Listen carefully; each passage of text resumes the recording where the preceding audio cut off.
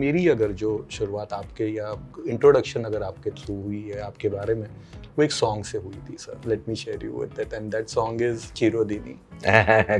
किशोर da song हमने उसका Hindi version सुना था बपीदा की आवाज में। ये भी सुना था कि किशोर दा गाने वाले थे, अनफॉर्चुनेटली गा ना सके। किशोर कुमार मतलब वो पर्टिकुलर गाना इज माय सिग्नेचर ट्यून।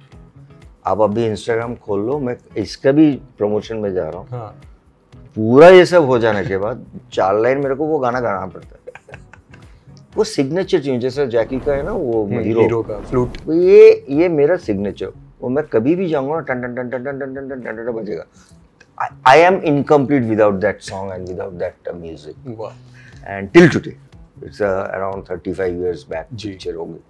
तो I am blessed that I did lot of fantastic song from Kishore Kumar. और ये I think it's all blessing. उनका गाने पे लिप देना तो एक ब्लेसिंग्स है। You also did a film Young Kishore Kumar. हाँ, it's not young Kishore Kumar, it is a junior Kishore Kumar.